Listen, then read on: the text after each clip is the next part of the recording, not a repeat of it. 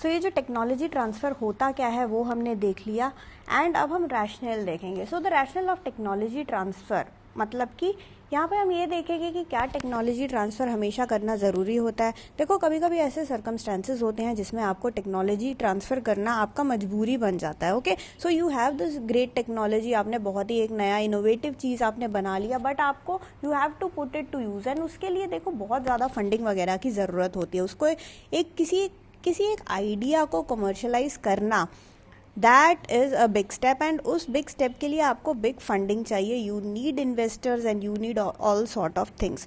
तो उस चीज़ में हम अब उस कॉन्सेप्ट से, उस आइडिया से, उस व्यू पॉइंट से हम इसको अब देखेंगे कि भाई क्या टेक्नोलॉजी ट्रांसफ़र करना, कैसे कैसे ऐसे सिचुएशंस आते हैं जिसमें टेक्नोलॉजी ट्रांसफ़र करना एक कंपल्शन टाइप हो जाता है। ओके, लाइक सबसे पहला अगर हम देखें तो that is your lack of resources. तो कभी कभार होता क्या है, जैसे जो इनोवेटर्स होते हैं, उन्होंने कुछ नया टेक्नोलॉजी बनाया, बट उनके पास जो है एडिक्वेट रिसोर्सेज जो है वो बिल्कुल नहीं होता है। तो there is a lack of necessary capabilities on the part of all of them that require technology to be transfer to business firms for commercial use. So they need that. Okay, जो innovators होते हैं they have created, for example this is an innovator है ना, and he has created this इसने एक technology बनाया, but उस technology में दिक्कत क्या है, उसको अगर आपको कमर्शलाइज करना है, ओके, अगर उसको कमर्शियल यूज़ में आपको लाना है तो उसके लिए जो है आपके पास कुछ कैपेबिलिटीज़ होनी चाहिए। ओके, कुछ लोग होने चाहिए जिसको आप जानते हो, कुछ फंडिंग आपके पास होना चाहिए। तो वो सारी चीज़ें जो इनोवेटर्स है, जो एक्चुअल जो उस इनोवेशन, उस टेक्नोलॉजी को जिसने बनाया होता है, उसके पास लैकिंग होता है, उसके पास ये नहीं होता। और ये सब किसके पास होता है? ये सब होता है बिग कॉर्पोरेट हाउसेस के पास, बिग फर्म्स जो होते हैं, बिग बिजनेस फर्म्स होते हैं, इन लोगों के पास ये चीज़ें नॉर्मली आपको यहाँ पे देखने को मिलता है। तो ऐसे केस में because of lack of resources, जो इनोवेटर्स के पास रिसोर्सेज नहीं होते, उस कारण they are force to transfer all this technology to business firms. Second चीज़ हम देखते हैं लैक ऑफ एंटरप्रेन्योरल एक्सपर्टीज। तो कभी कभी क्या होता है कि जैसे जो साइंटिस्ट इंजीनियर होते हैं, जिन्होंने, वही देखो सेम स्टोरी है, जो साइंटिस्ट इंजीनियर जिसने वो टेक्नोलॉजी बनाया, उसके पास क्या होता है, उसके पास एंटरप्रेन्योरियल वाला एक्सपीरियंस नहीं होता, वैसा टाइप एक्सपर्टीज़ नहीं होता। ठीक है, एक एंटरप्रेन्योर जो होता है उसके अलग ही टाइप के स्किल्स होते हैं। ओके, तो वो स्किल सेट इसके पास नहीं होता है, तो उस कारण भी जो है टेक्नोलॉजी इसको ट्रांसफ़र करना पड़ता है अगर इसको फर्स्ट मूवर एडवांटेज चाहिए तो। The third one is expensive and risky. यहाँ पे देखो, कोई भी आप एक नया टेक्नोलॉजी आ गया, उस टेक्नोलॉजी को अगर आप कमर्शलाइज करोगे, ठीक है, कर दोगे, बट वो एक रिस्की नहीं लगता आपको, वो एक रिस्की प्रोपोजिशन है। वो रिस्की प्रोपोजिशन क्यों है? क्योंकि क्या पता वो फेल हो जाए, है ना, तो वो काफ़ी ज़्यादा रिस्की है और उसको कमर्शलाइज करने में भी बहुत ज़्यादा फंडिंग की ज़रूरत होती है। सो रिस्की भी है और आपका स्टेक्स भी काफ़ी ज़्यादा हाई है, क्योंकि आपका यहाँ पे बहुत ज़्यादा फंडिंग लगा हुआ है। कभी कभार क्या होता है, पेटेंट, कोई यूनिक अगर आपका टेक्नोलॉजी है तो उसमें पेटेंटिंग वगैरह चीज़ भी लगा होता है। सो इन सब के चलते ना क्या होता है कि the user of technology in most cases is दस अ प्रोमोटर ऑफ बिजनेस वेंचर, यानी कि क्योंकि ये एक्सपेंसिव रिस्की होता है, ये बंदा उसको कर नहीं पाता, इसलिए वो टेक्नोलॉजी को ट्रांसफ़र कर देता है। और जो यूज़र होता है इस टेक्नोलॉजी को, जो भी यूज़र है, जैसे इसने एक फर्म को भेजा, तो वो जो फर्म है वो एक्सपेंस और रिस्क को जो है वो उठाता है। Next is the case of developing country. अब देखो, डेवलपिंग कंट्रीज़ और डेवलप्ड कंट्रीज़ में फ़र्क बहुत है। डेवलप्ड कंट्रीज़ में you have all those latest technology, वो लोग एकदम लेटेस्ट से लेटेस्ट टेक्नोलॉजी यूज़ कर रहे हैं, एकदम एडवांसमेंट कर रहे हैं, तभी उनका ग्रोथ जो है, इकोनॉमिक ग्रोथ वगैरह के व्यू पॉइंट से देखें तो उनका ग्रोथ इसीलिए ही ज़्यादा है। ओके, और हम यहाँ पे अपना पुराना टेक्नोलॉजी लेके बैठे हैं, वही मैनुअल लेबर लेके बैठे हुए हैं, तो ऑब्वियसली हमारा प्रोडक्ट को बनने में और उनके प्रोडक्ट को बनने में काफ़ी ज़्यादा डिफरेंस है। हमारे प्रोडक्ट को बनने में टाइम ज़्यादा लगेगा। क्वालिटी की अगर हम बात करें, क्वालिटी में ऊपर नीचे फ़र्क भी रहेगा, थोड़ा सा इन्फीरियर क्वालिटी भी रहेगा। तो यहाँ पे जो डेवलपिंग कंट्रीज़ होते हैं, उनको अगर आगे बढ़ना है, अगर उनको इंडस्ट्रियल ग्रोथ ज़्यादा तेज़ से चाहिए, उनको इकोनॉमिक डेवलपमेंट का जो उन्होंने सपना देखा हुआ है वो उनको जल्दी से अचीव करना है, तो ऐसे केसेस में भी they want to grab those technology, जो नया टेक्नोलॉजी है, जो लेटेस्ट टेक्नोलॉजी है, जो डेवलप्ड कंट्रीज आपका यूज कर रहे हैं, they want that technology.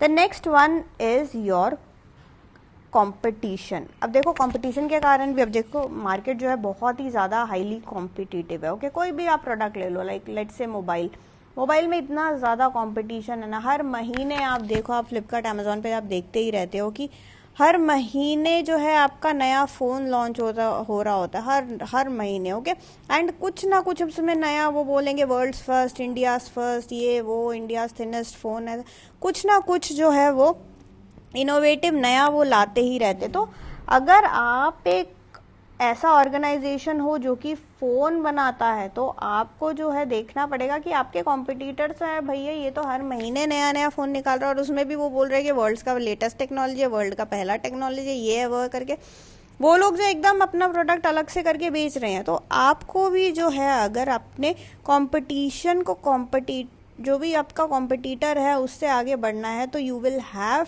To use that latest technology. तो again you will go after all these engineers, और ये जो चीज़ें हैं, ये इनोवेटर जो है, उनके आप पीछे जाओगे और उनसे आप टेक्नोलॉजी को खरीदोगे, उनको आप पैसे दे के आप उनसे टेक्नोलॉजी को खरीदोगे। सो अगेन ये ट्रांसफर ऑफ टेक्नोलॉजी हो रहा है, which is prompted by what, which is prompted by a competitive market. क्योंकि आपका जो मार्केट है, ये जो आपका मार्केट है, दिस इज़ हाईली कॉम्पिटिटिव। सो उस कारण आपके ऑर्गेनाइजेशन को भी नीड फील हुआ कि भाई यहाँ पे हमको भी जो है टेक्नोलॉजी को ट्रांसफ़र करना पड़ेगा, हमको भी उस टेक्नोलॉजी को खरीदना पड़ेगा। And the last one is research organisation. अब ये जो रिसर्च ऑर्गेनाइजेशंस हैं, यूनिवर्सिटीज़ है, ये लोग भी क्या करते हैं, टेक्नोलॉजिकल रिसर्च प्रोजेक्ट्स वगैरह बनाते हैं। अगेन ये टेक्नोलॉजी का कुछ नया बना के ये क्या करते हैं, ये लोग ना बिडिंग करते हैं। ओके, ये बिड करके बेचते हैं, ये बिडिंग करके बेचते हैं, इनवाइट करते हैं लोगों को, और वो लोग बिड लगाते हैं कि भाई इस बोली टाइप लगाते हैं। ओके, कि इसको आप कितने में खरीदोगे, तो सब अपना प्राइस बताते हैं। जो भी हाईएस्ट बिडर होगा, इसने बोला कि मैं जो है इसके लिए 10 करोड़ रुपए दूंगा, एक ने बोला मैं 9 करोड़ रुपए दूंगा, एक ने बोला मैं 5 करोड़ रुपए दूंगा, तो ऑब्वियसली ये 10 करोड़ वाले को ये जो है टेक्नोलॉजी ट्रांसफर हो जाता है। So this is all about the rational of technology transfer, मतलब कि कैसे सर्कमस्टांसेस ऐसे आ जाते हैं, सर्कमस्टांसेस एक कंपल्शन टाइप बन जाता है, जहाँ पे आपको जो है टेक्नोलॉजी ट्रांसफ़र करना क्या हो जाता है, आपका एक तरीके से मजबूरी टाइप आपका बन जाता है। तो नेक्स्ट हम देखेंगे salient features of technology transfer. Rational हमने देख लिया। सैलिएंट फीचर्स में हम ये देखेंगे कि देखो इकोनॉमी के लिए क्या है, लाइक टेक्नोलॉजी है, अगर हम फर्स्ट पॉइंट ही बात करें, टेक्नोलॉजी ट्रांसफ़र जो होता है वो एक ब्रिज करता है। It is the surest means of bridging the technological gap between business firms and the nation state. जो टेक्नोलॉजी का गैप होता है between one place and the other, उस गैप को कम हो जाता है। अगर देखो आपके पास वो टेक्नोलॉजी नहीं है, अगर दूसरे के पास वो technology and you go buy that technology, तो आपके पास भी वो आ गया, तो obviously you are now at par with them. Okay, आपको जस्ट उसको यूज करना है, उस टेक्नोलॉजी को। Currently you are at par with them.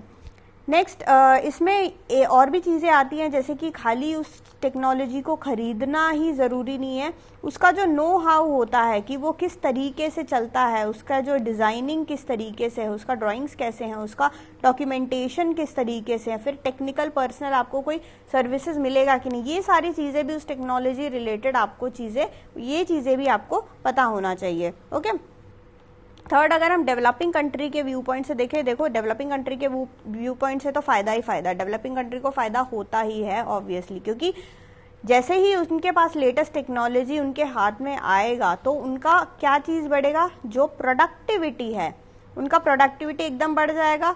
फिर उनका जो कॉस्ट है, पहले बहुत ज़्यादा कॉस्ट लगता था, पहले आपको लेट से कोई काम करने के लिए, कोई प्रोडक्ट कोई लेट से मैन्युफैक्चर करने के लिए अगर आपको 20 लोग लगते थे, तो अब वो काम जस्ट आपने एक बंदे से हो रहा है, क्योंकि एक बंदा जस्ट वो कंप्यूटर चला रहा है, और वो जो मशीन है, वो जो टेक्नोलॉजी आपने खरीदा है, वो टेक्नोलॉजी की मदद से जो है वो काम हो रहा है। तो यहाँ पे आपको इतने लोगों को सैलरी देने की ज़रूरत नहीं है। एक बार जस्ट वो टेक्नोलॉजी का जो प्राइस है, वो जो कॉस्ट है, वो कॉस्ट आपको बियर करना पड़ता है, वो ऑब्वियसली वो वन टाइम कॉस्ट ही रहता है।